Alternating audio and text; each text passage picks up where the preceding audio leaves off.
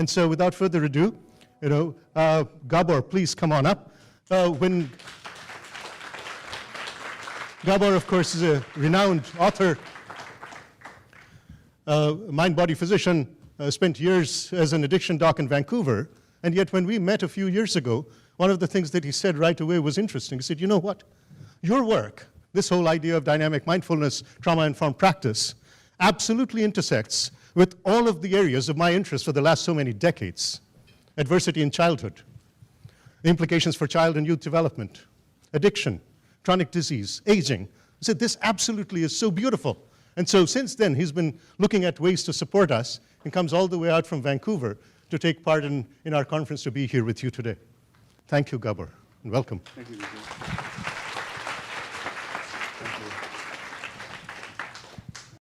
Let me just begin. So, a bit of an anxiety this morning in that I have 45 minutes to speak to you and then 15 minutes for questions. This is regarding material that I could give you 3 days on really easily. So my task now is to compress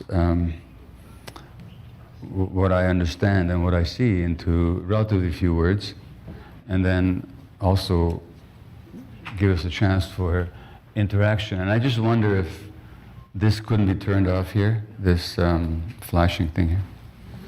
It's just, thank you kindly. So, as BK says, I'm a medical doctor, retired from clinical practice now in Vancouver, British Columbia. I worked for 20 years in family practice. 7 years I was coordinator of the palliative care unit at Vancouver Hospital, looking after terminally ill people.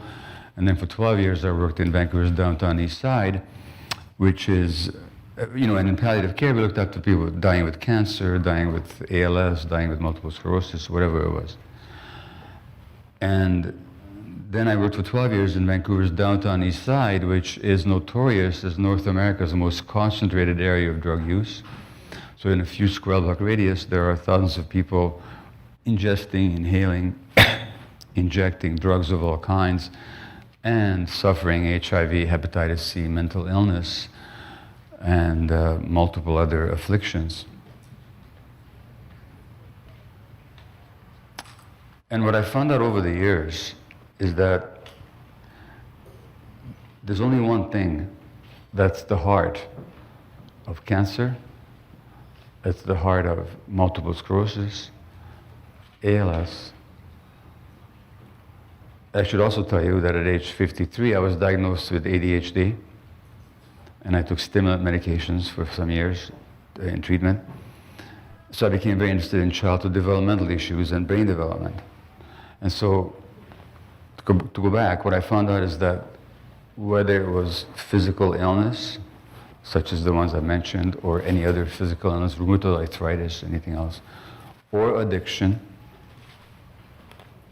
or mental illness of any kind, or the preponderance of childhood developmental disorders that are burgeoning in North America right now, with millions of children being on stimulant medications for ADHD, 500,000 kids in your country are on antipsychotic medications, not because they're psychotic, but because we don't know. When I say we, I mean doctors, teachers, parents, don't know how to regulate the child's behavior without medications. And it's an experiment because we have no idea what the long-term effects of antipsychotics will be on the developing brain of the child. I know that in Vancouver, they've had to establish a special clinic at Children's Hospital just to deal with the side effects of the antipsychotic medications, which include diabetes, weight gain, personality changes, skin changes, the whole thing. But this is what we're doing. And the approach always is, somebody gets rheumatoid arthritis, well, what do we do about it? Well, we give them steroid medications, or we give them immune suppressant medications, because in rheumatoid arthritis, the immune system attacks the body. So we want to suppress the immune system so it stops attacking the body of the host. Or with ADHD, what do we do about it? Well, there's something going on in the brain, let's change the chemistry of the brain by stimulant medications, which can make a helpful difference, actually. But our response to any of these issues, whether it's physical, mental illness, childhood developmental problems, behavior issues, is always reactive. It's always reactive, like we're reacting to manifestations. So there was a case somewhere in the States, not unusual by the way, where, and this went viral just a few weeks ago, a kid somewhere in the States, 8 or 9-year-old or 10-year-old, is in handcuffs. Is handcuffed by the school security officer. The same thing is happening up in Canada. We're just reacting to the behavior. And with due deference to BK, when he said, well, trauma is wrong, let's talk about solutions. That's not my approach at all. When I wrote my book on ADHD, which is the first book that I wrote, the Canadian title was Scattered Minds, a new look at the origins and healing of attention deficit disorder. The American subtitle, the Americans changed the title from Scattered Minds to Scattered, which is kind of an indication of something. The publisher didn't think that the Americans would understand the word minds, I suppose. Only to have the same publisher publish a book on ADHD a few years later called Scattered Minds. Just to confuse things. But the subtitle is what's interesting, because my subtitle was A New Look at the Origins and Healing. The American subtitle, How ADD Originates and What You Can Do About It. It's this sort of can-do Yankee self-helpism, you know? And I'm saying, for God's sake, let's just look at it first. Get present to it. Be aware of it. See how it arises. And then, out of that understanding, will come the solutions. As a Hungarian-born, like myself, American psychiatrist Thomas Hora said, when you get the what, then you know the how. And in North America, we're very addicted to the how, but not to the what. We don't really understand things, we don't look deeply enough, we just react to symptoms, behaviors, manifestations that are troublesome, that we don't like, that are pathological, and there's not a look at the source. So here's what I found out, that whether we're looking at mental illness, depression, anxiety, PTSD, ALS, cancer, rheumatoid arthritis, behavior problems, we're looking at one thing only, which is the impact of early childhood stress on the individual. And that stress happens in a social context. And so that the ideology of Western medicine, which separates the mind from the body, which doesn't understand that in rheumatoid arthritis, in ALS, there are physical manifestations of lifelong emotional patterns and early stresses that the disease itself is an outcome of, and that therefore if the individual could change their relationship to their emotions and how they function in the world and how they take on stress automatically and what kind of relationships they're in and what kind of work they're doing and how they feel about themselves, that can actually significantly affect the course of the illness in a positive sense. In other words, if they get present to themselves. Many, many examples of that. But these are the things that my profession, despite a whole preponderance of evidence, absolutely ignores. It just doesn't compute. It's like the Mr. Spock on Star Trek, emotions don't compute. And the medical mind, they don't. Similarly, let's look at just ADHD for a moment. So as I say, I was diagnosed with it in, and I don't have the time to tell you how these early stresses translate into illness. That's a whole other conversation. Except I can tell you that, let me give you a simple example. Let's say you have a 2-year-old, and you're the parent of a 2-year-old, and they get angry with you. Now, incidentally, if your 2-year-old doesn't get angry with you, you're not doing your job. Because she can't have that second cookie before dinner. And why should she not be upset? I mean, when you want something, you don't get it, you get frustrated, right? She gets frustrated, so But what if you grew up in a home where your father, excuse me, or mother was a rageaholic, and so that you're terrified of anger. You can't handle it. It brings up too much anxiety for you. So then you give the signal, overtly or covertly, that good little girls don't get angry. What the child gets is that little girls who get angry don't get loved. So then how does she adapt? She adapts by repressing her anger. That's the way she maintains the relationship with you. Because the fundamental dynamic in human life and the most important factor in the development and existence of human beings is attachment, connection to another human being. As infants, we're utterly helpless, and we're more helpless than any other creature, and stay that way longer than any other creature. So without that attachment relationship, we simply don't function, can't live. It's life essential. And throughout life, of course, we evolved as a species of attachment. By attachment meaning it's a gravitational force that pulls two bodies together, just like you can really say that love makes the world go round, because love is the common word for attachment, connection, where somebody's taking care of somebody else, somebody's holding somebody else, and somebody's being held. Now, gravitation itself is an attachment force. I'm talking about physical gravitation. It pulls two bodies together. And literally, it's gravitation that makes the world go around the sun, isn't it? So when they say love makes the world go round, it's true in the purest physical sense. Well, it's also true in the psychological realm. So when the love, and by love here, I don't mean the emotion that a parent feels towards the child, because I take it for granted that all parents love their kids. And even the hard as it is to fathom, but even the parents who abuse their kids love their kids. They just don't know how else to love them, because they're acting out their own childhood programming.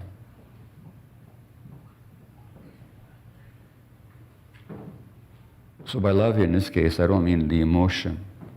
I mean the capacity to be present with and understand and see the other human being for exactly who they are, and to accept them for who they are, and to invite them unconditionally to be in your presence exactly the way they are. That's what love actually is. And so I can tell you as a parent, I was completely incapable of giving that to my kids, because I was still dealing with my own childhood stuff as an adult. Well, when children don't receive that unconditional, what Carl Rogers called the unconditional positive regard, or the unconditional invitation to be in my presence exactly the way you are, then they have to adapt to that. Why do they have to adapt? Because they need the attachment relationship, without which they can't survive. So without attachment, there's no survival. Therefore, we adapt. And if your child at age 2 gets the message that she's not invited to be in your presence when she's angry, then she won't be angry. Not that the anger won't be there, but she'll repress it. It's not a conscious behavior, it's simply an automatic brain mechanism. Now, when you repress anger, you know what happens in the long term? You're repressing your immune system. Lots of studies have shown that. And the immune system can then fail to function, or it can actually turn against you in the form of autoimmune illness. That's, in a nutshell, the source of a lot of physical illnesses. Not the only source, but it's a major contributing factor that's utterly ignored in Western medicine, despite reams of evidence. And that's the subject of my book, When the Body Says No. But the first book I wrote, so what I'm saying here is that when there's a loss emotionally, that translates into biology. So it's not that there's biology here and no emotions here. It's that the emotions and the biology are completely inseparable. And what happens on the emotional plane inevitably will have its manifestations on a biological plane. So what you lose emotionally translates into biological events in your body. And that begins with brain development. Now I began to be interested in brain development when I was diagnosed with ADHD. I was 53, I think, 54, 53. And it was a typical self-diagnosis. Somebody I knew told me she's just been diagnosed and she has to have coffee with me. And 5 minutes into the conversation, I knew why it was with me that she has to have coffee. Because everything she said about herself, the distractibility, the poor impulse control, inability to stay on task unless I was highly motivated, the hyper-focusing to the exclusion of other information when I was highly motivated, my addictive patterns, as I said in my book, my Jekyll and Hyde ways of being with my kids. All this I thought was explained. It certainly was reflected in the description of the ADD persona. Within a couple of months, 2 of my kids were diagnosed, which seemed to go along with the mainstream medical view that what we've got here is a genetic disorder, which I never bought into for a minute. And why didn't I buy into it? Because although I didn't know anything about the brain or how it developed, I knew something. The tuning out, the absent-mindedness that characterizes ADD is not a disease, inherited or otherwise. What is tuning out? What is it? Anybody? An adaptive response. Sorry? An adaptive response. It's an adaptive response to? Stress. To stress. So that if I were to stress you right now, but I mean that is to be verbally abusive, emotionally insulting, domineering, you would go into a stress state. And how could you deal with it? Well, you could just walk out the door. Or you could stand up and say, you can't talk to me like that. I will not accept it. And if you couldn't walk out, nor did you have the strength to confront me, to fight back, if flight or fight wasn't available to you, there's still a third thing you could do. There are, 100, 200 people here in the room with you. You could ask for help. But what if you couldn't do any of those things? Then how would you handle the stress? Well, you wouldn't. Your brain would handle it by a number of defense mechanisms, the salient of which would be dissociation. You dissociate. All of a sudden, you're not here. Now you're not suffering as much. So it's simply a coping response is all it is. So that's what I knew. Now let me read you a quote from an article in the Journal of Pediatrics that was published in 2012. And it's from the Harvard Center on the Developing Child. And the article is entitled An Integrated Scientific Framework for Understanding Child Development. And here's what they say. Now this article brings together a lot of the research on child development and stress. And here's the salient paragraph.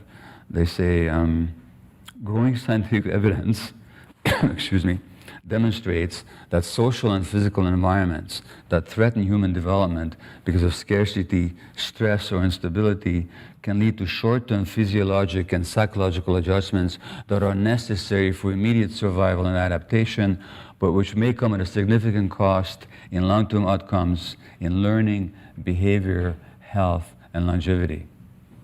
In other words, the way we adapt to early stress helps us endure that difficult period in the life of the helpless child, but those same adaptations become source of pathology, threaten your health, threaten the length, your longevity even.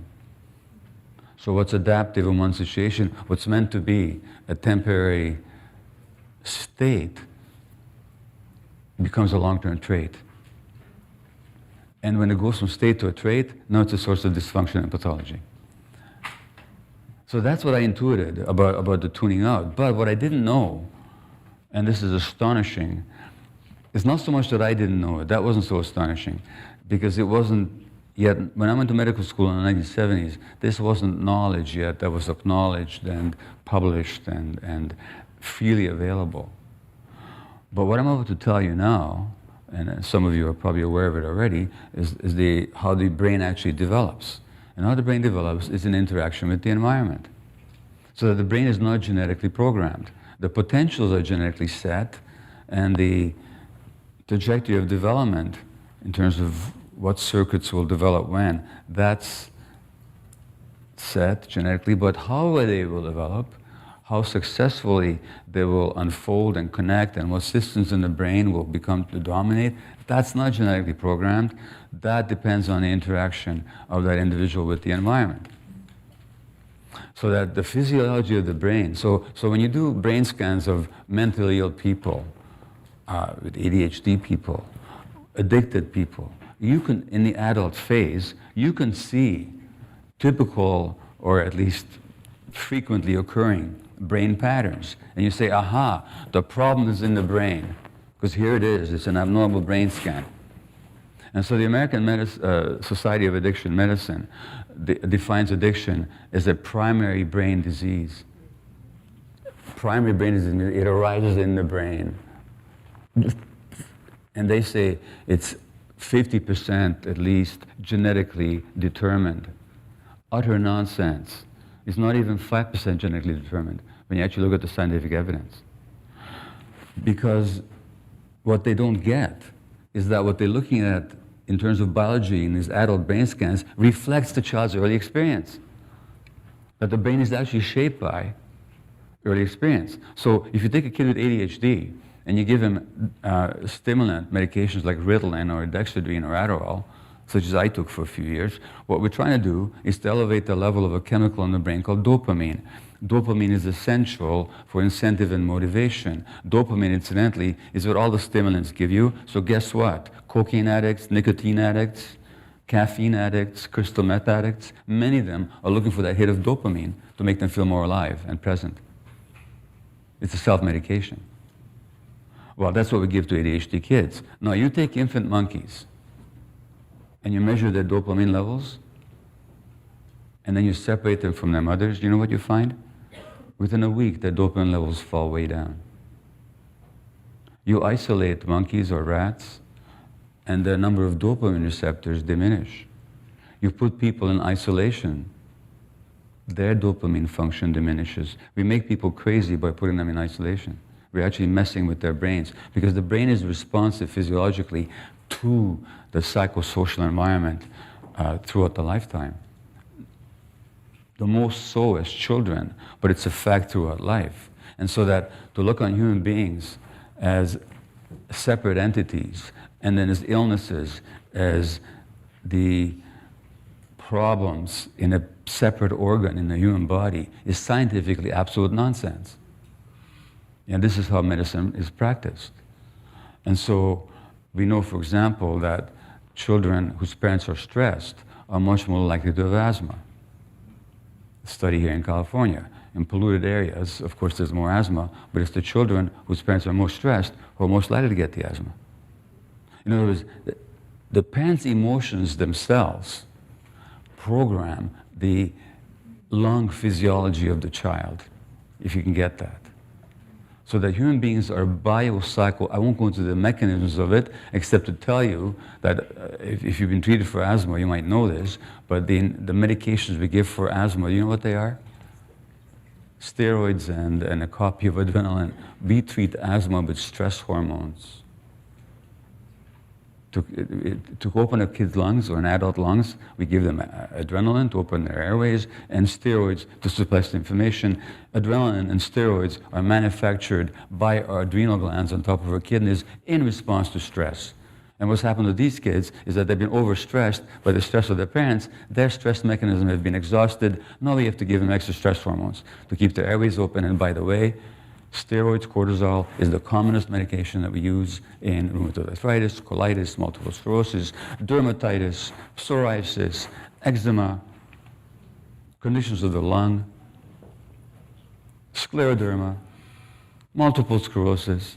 We give people infusions or ingested cortisol, the stress hormone.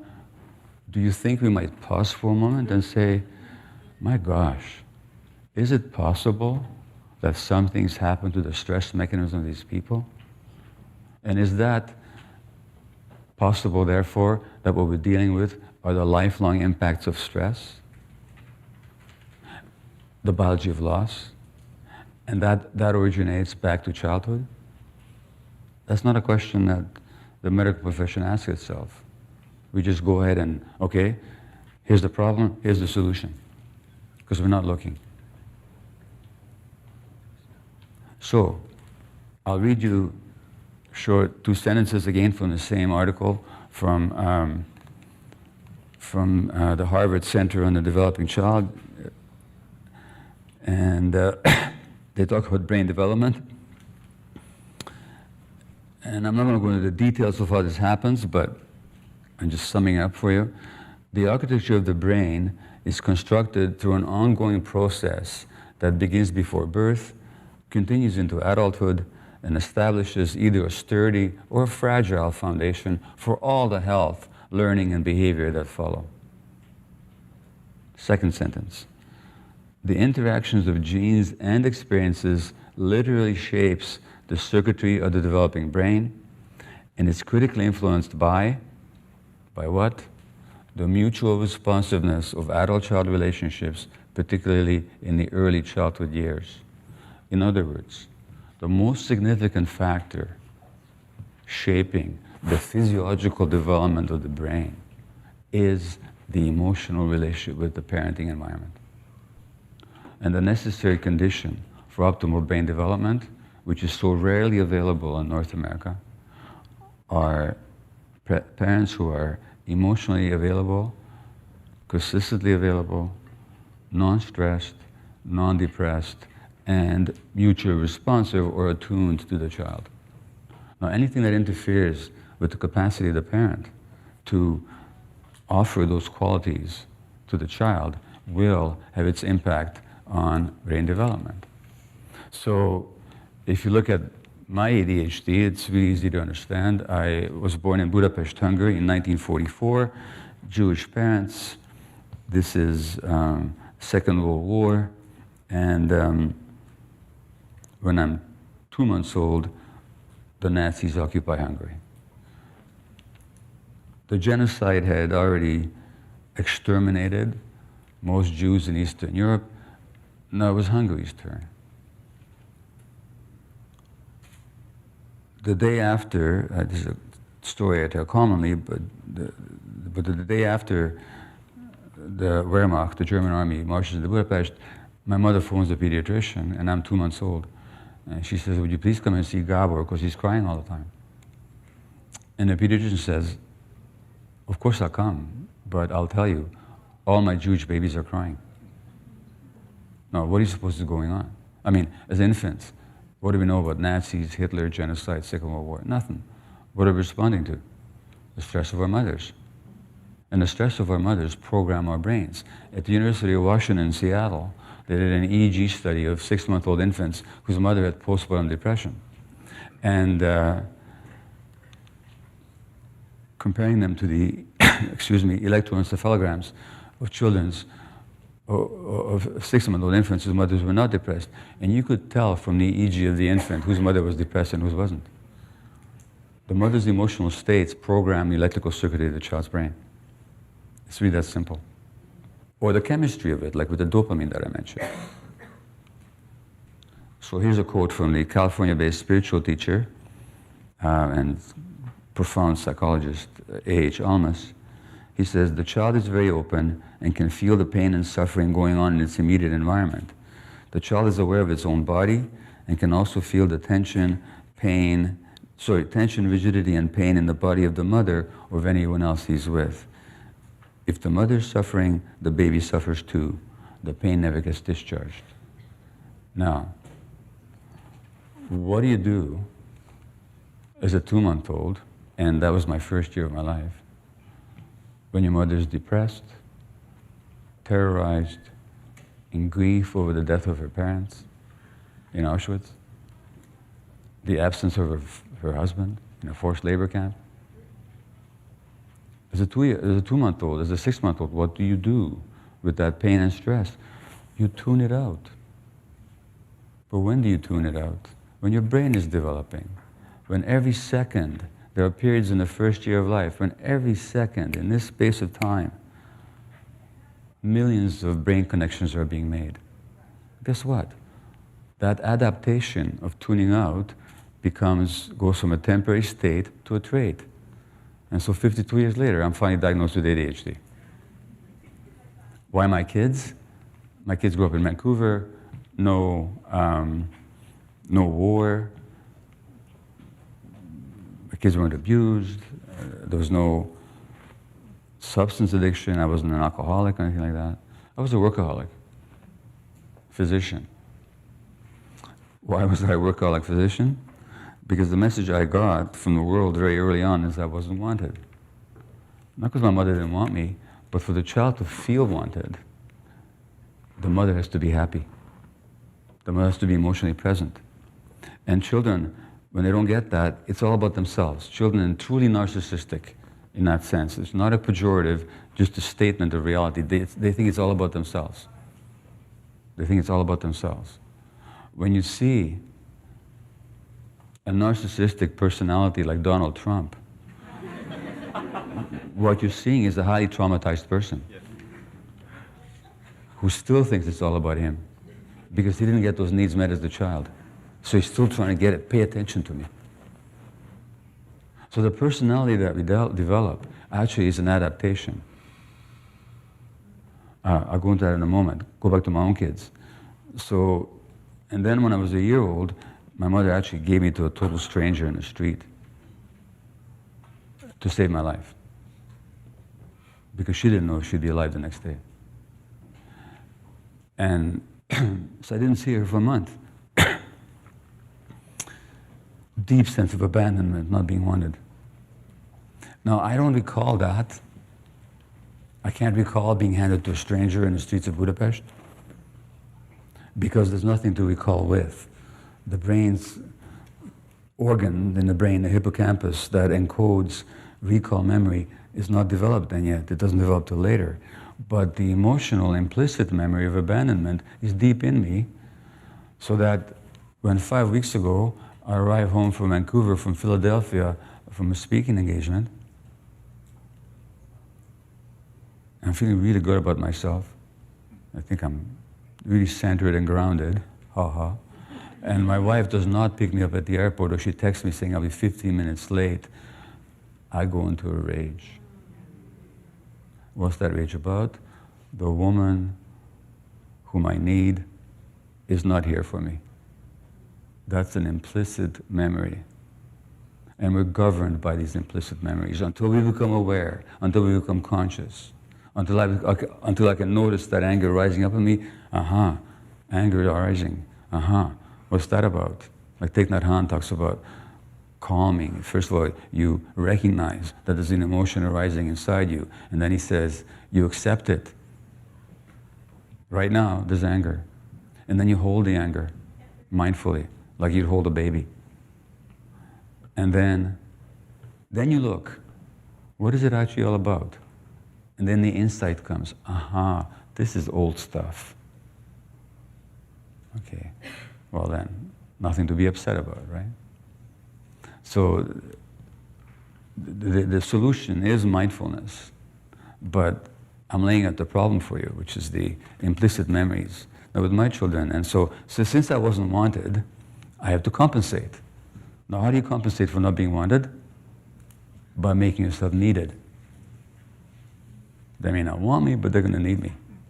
So this is going to be on all the time. And I'm available for all my patients all the time, 24/7. And I'll never say no to taking on more patients, because that's another sign that I'm being wanted, right? Or needed. Where does that leave my kids? With the sense that they're not wanted, because daddy's not around. And mommy is so stressed, because daddy's not around. So they tune out. Now they're diagnosed with ADD. Genetic disease? Nonsense. Multi-generational trauma and stress being passed on as it affects brain development.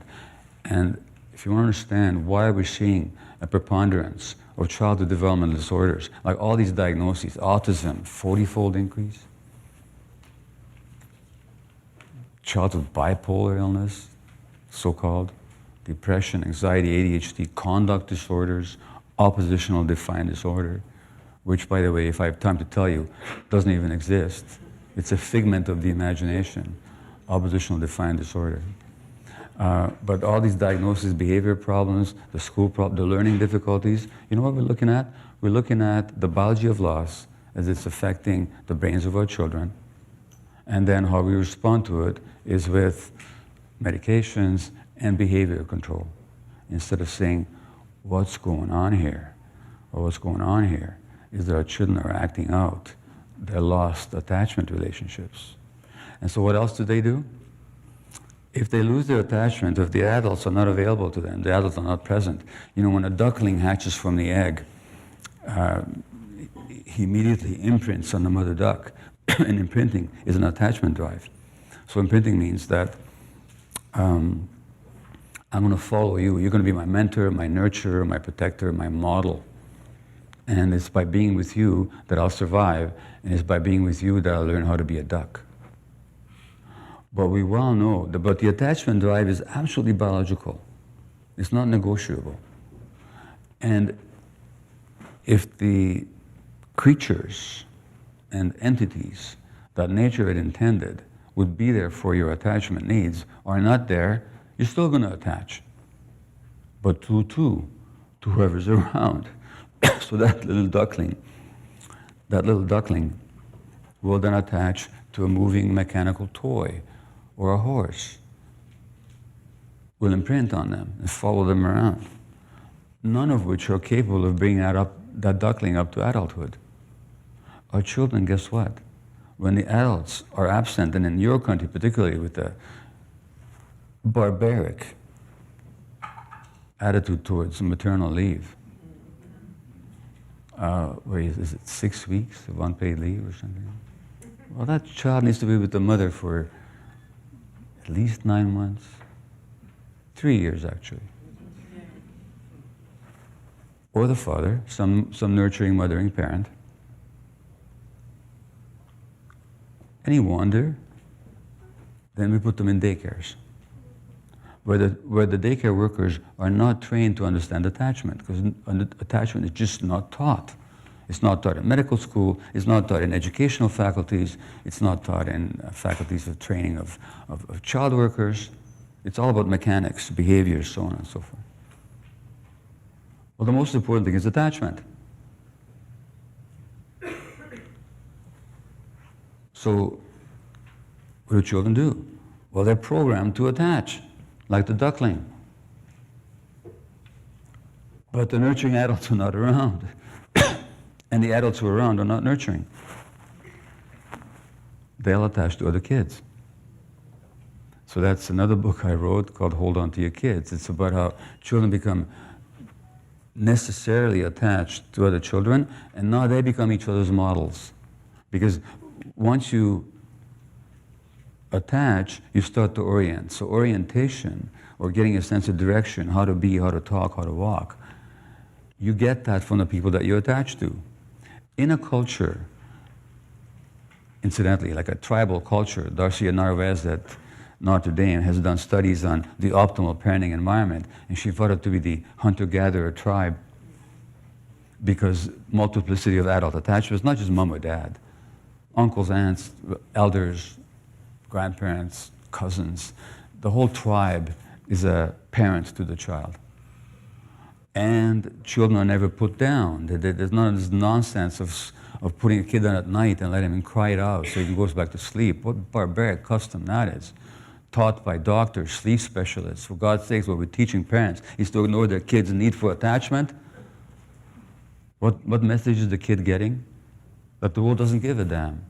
Sure, he'll go back to sleep. You know why he goes back to sleep? To get away from the pain. And you've imprinted in his brain that the world doesn't care. And the Buddha said that with our minds we create the world. What he didn't say was that that's modern psychology, that before with our minds we create the world creates our minds. So when we have a mind in which we're ignored, in which we're not present with, we won't be present to ourselves. We'll ignore our own needs, or we'll try and get through adaptations by suppressing our anger or being super nice, or if we didn't get the attention needed, then we want to attract attention, so we become super consumed with how we look, hence the $15 or $30 billion cosmetic surgery industry in your country. These are just adaptations to loss. And the personality that we develop is not who we are. It's largely an adaptation. Donald Trump is not his personality, but he thinks he is. He's totally identified with it.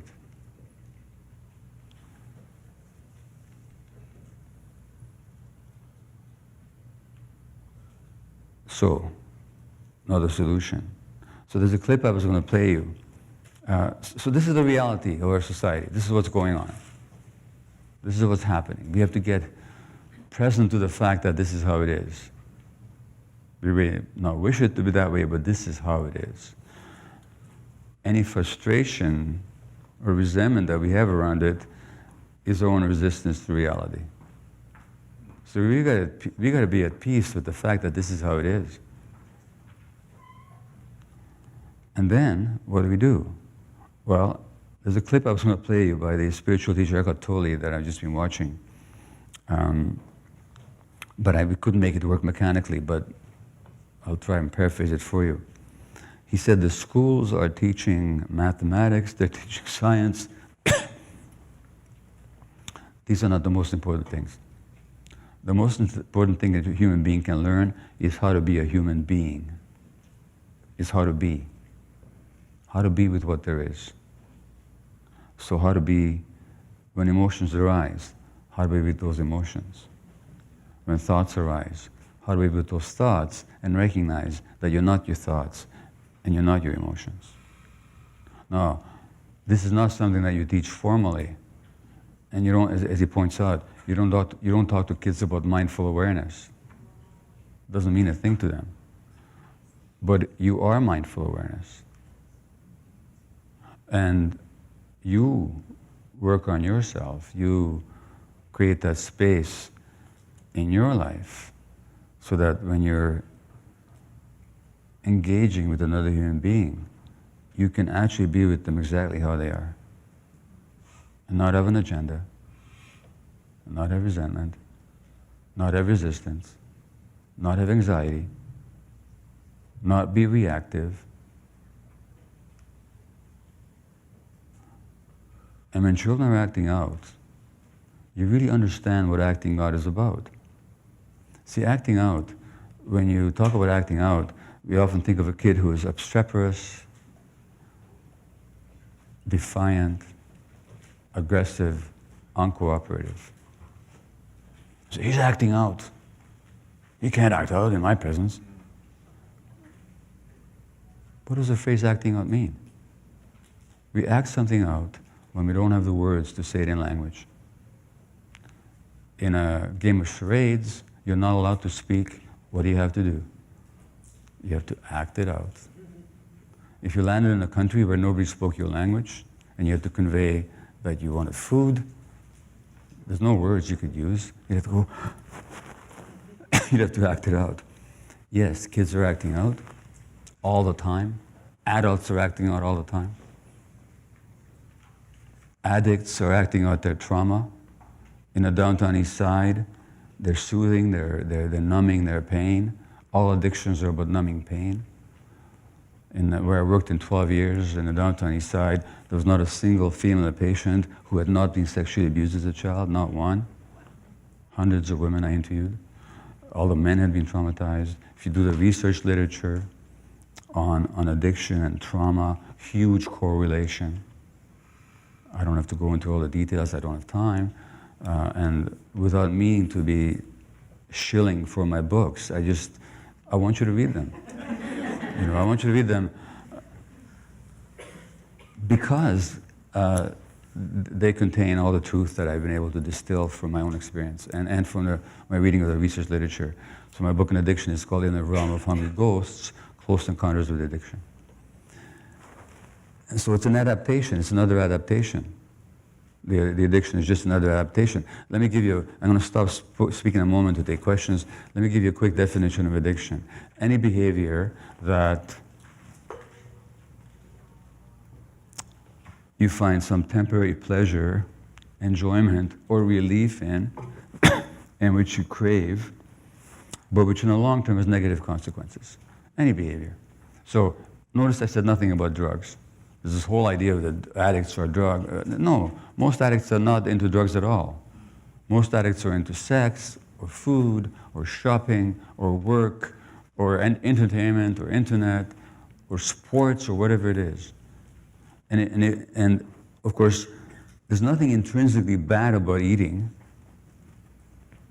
or about enjoying a sports game.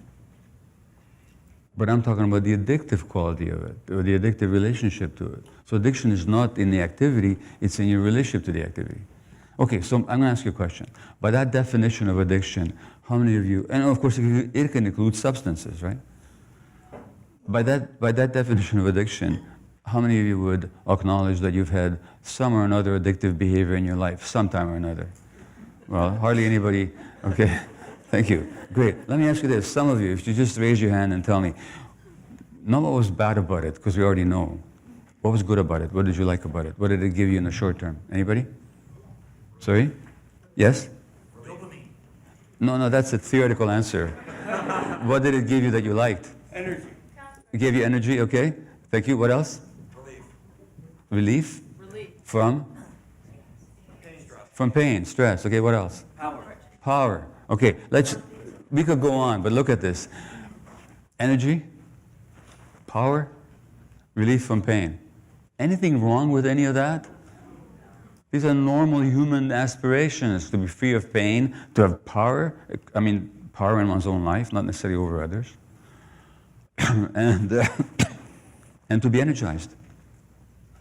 The addiction wasn't your problem.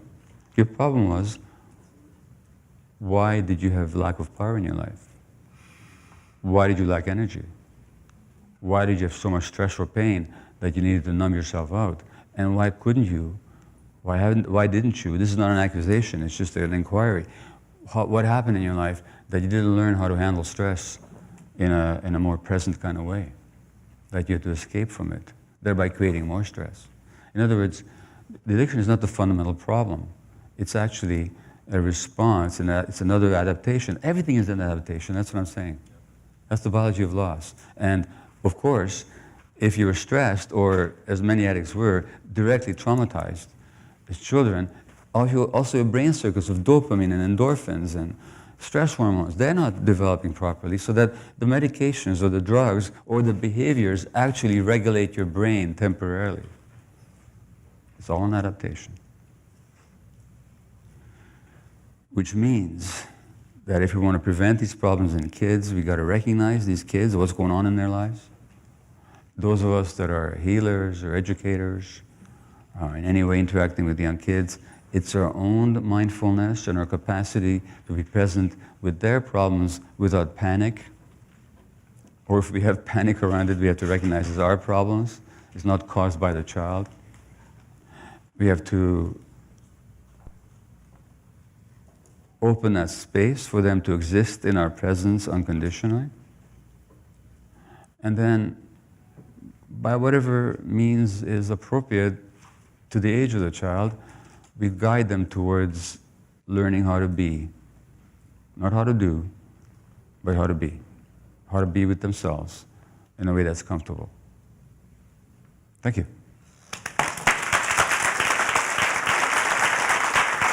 We'll now take questions for Gabor from the audience. Thank you very much. And I just want to say that this is a paradigm shift for me about ADHD. So it's taking time to process what you said. But my son, who has that diagnosis, I remember going on a walk with him to Tennessee Valley.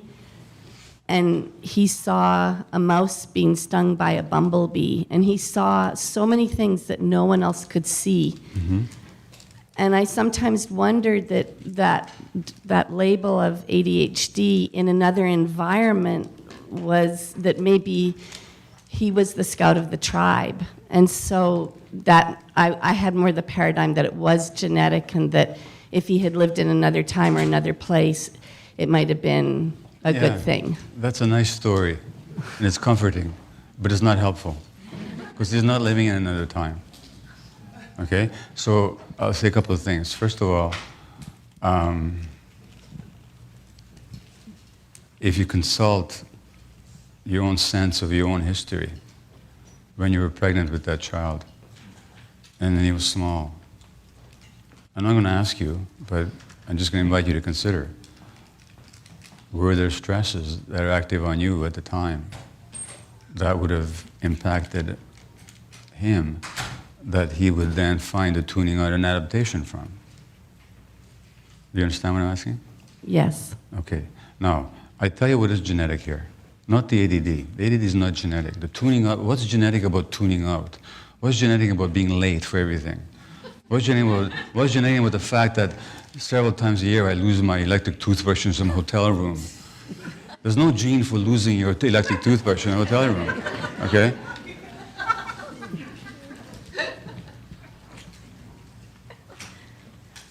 What's genetic is sensitivity. Now, your child is highly sensitive. And since he notices things that other people won't. So these are the people who are the artists, they're the creators, they're the wise people. But ADD is a set of dysfunctions. The sensitivity can exist separately from the ADD. In a proper environment, that sensitivity would just be an asset. But in an environment where there is stress or pain, that sensitivity becomes a liability. Your name is Venus? Yes. Mind if I hit you? A little bit? Can I just hit you a little bit? Okay, thanks. Okay, how much did that hurt you? Not at all. Not at all. But if Venus' shoulder was bare, and she had a burn on the shoulder there, her nerve endings were close to the surface. In other words, she was thin-skinned. And if I tapped her with the same force, now what would you feel? It'd be more painful. Severe pain. So that the more sensitive the child, the less has to happen for that child to be in pain, and the less has to happen for that child then to adapt, or the brain to adapt defensive mechanisms. So you understand the distinction? Yes, thank you. And so that many of the people, so when they look at, we found the addiction gene, they never find it. There's no addiction gene. It's total nonsense. What there are genes for sensitivity. And the more sensitive, there's some people, a lot of stuff can happen and they'll somehow get through it because they're genetically not so sensitive. But it's not the disease. The disease is a result of an adaptation. But the more sensitive you are, we know, for example, that people with the same gene, this is a study from New Zealand, people with the same gene can be either less violent than the average person or more violent than the average person. The same gene. And the people that don't have the gene are sort of in the middle. Now, what do you think the gene is for? It's not for violence, is it? It's for sensitivity. The people who are less violent, they were brought up in nurturing homes. They're sensitive to that. So they become even more peaceful, and the people who are more violent, they were abused or stressed. So they become more violent. But the gene was not for violence. So it's utter nonsense. The whole genetic argument is, I could go on for a whole day about that, but it's, there's so many things wrong with it. And they confuse these genes for sensitivity with genes for certain diseases. Now, there are very few diseases, like muscular dystrophy, which runs in my family. My mother had it. If you got the gene, you get the disease. One of my brothers has the gene, he's got the disease. Huntington's chorea. These diseases are extraordinarily rare. And most diseases, genes play a potentiating role, but not a decisive role. Okay? Yes? Hi, I'm a Oakland Unified School District teacher for 20 years, and since you're talking about sensitivity, what's your feeling about salicylates with ADD children, which, you know, is commonly what's my- salicylates, Feingold, certain foods or colorings that are creating... Well, look, fair enough. See, when you look at ADD, it's a set of behavior symptoms, but it doesn't explain anything. It's just a description, right? And the same, the description could fit any number of causative dynamics. So, lead poisoning or alcohol, excessive alcohol during pregnancy will give rise to behaviors that you could diagnose as ADHD. And these kids are highly sensitive. And there's a lot of junk in our environment, in the food that we eat, and so, as you say. And they're very sensitive. And we know how sensitive they are because they have a bit too much sugar, they go wild. And when they go hungry, they're impossible. So they're very sensitive to their internal chemistry. However, if you ask me what the major factor is in driving the preponderance of ADHD these days, it's still the stress that I would say, with other contributing factors. Very rarely, I think, will you find a kid where it's a purely physical source as the base of it. But it's possible. Yes? Okay, well, wherever. There's a hand right here, close to you, and then we'll go over there, okay? Good morning. My name is Wendy, and I work at as in academic support, what's called academic support at Oakland School for the Arts. And so we have a whole school of very sensitive kids. And but my question, I just wanted to, I really appreciate your work and your books, and I wanted to ask about just what you touched on with your own history about the multi-generational impact of injustice and oppression. I'm just become familiar with Joy DeGruy's work around her name's Joy DeGruy, is that how you say it? Post-traumatic stress slave syndrome, talking about the consequences, historical impacts of slavery and genocide, and just in my perspective, I feel that some of this, some of the healing has to do with social activism, and some of the solutions have to do with that. But that's just wanted to see if you could address that, the causes of stress through historical. Well, look, sure. So I talked about biopsychosocial, so that it happens in the biology is affected by our psychological and social relationships. So when I talked about asthma, for example, it's much worse amongst Puerto Rican kids in Chicago who are facing all kinds of cultural and economic challenges. The study has shown that. And of course, addiction, like in my country, but yours too, is rife amongst the native Aboriginal population because of the historical trauma. And I write about that in my book on addiction. And in the downtown east side of Vancouver, 30% of my clients were First Nations origin. They only are 5% of the population. The jails of Canada, 30% of the people are natives. 5%, 4% of the population. I mean, and of course, you see the same thing in the States as well. So this is historical, this is social, hence my next book called Toxic Culture. Toxic Culture, Illness and Healing in a Materialistic World. And social activism can be healing in that it takes people out of isolation, it empowers them, gives them meaning, and regardless of the results, if you don't get too attached to the results, if you just engage in the importance of the work, it can be very liberating for the individual. With one caveat, which is that if I look at my own history of political activism on a number of issues, there's a whole bunch of issues on which I used to be infused with tremendous rage. So, as a Jew, I've been terribly upset for decades about what's happening with the Palestinians and how we've literally traumatize the whole other people as a way of thinking that we can resolve our own trauma. That's really what's happened. But the outrage that I'd have and the hatred I'd have around it, how would that help me convince another fellow Jew of what's going on? So social activism can be a displacement for the personal growth that we're refusing to do. Because you know what? If you want to fight injustice, not hard to find it.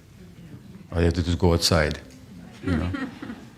So it's not just social activism, but mindful social activism.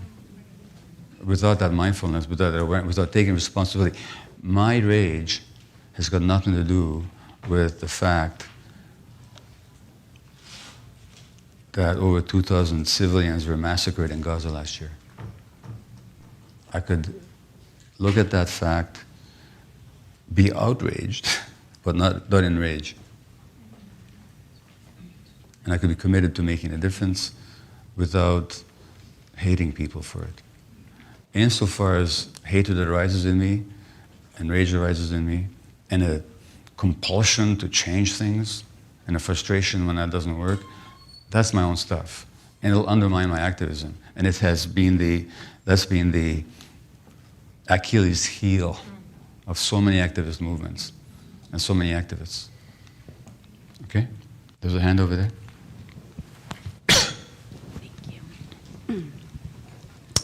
Hi, my name is Alicia, and I work as a psychosocial occupational therapist.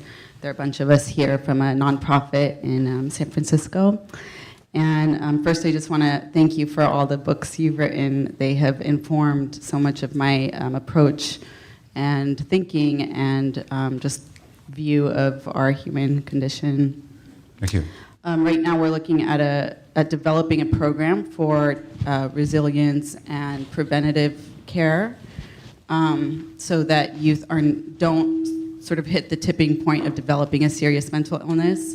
And what you said about, when youth are really young, what's most important for us is to develop our own mindfulness, our own capacity to hold space for youth and model those behaviors so that their neurological circuits develop nutritiously.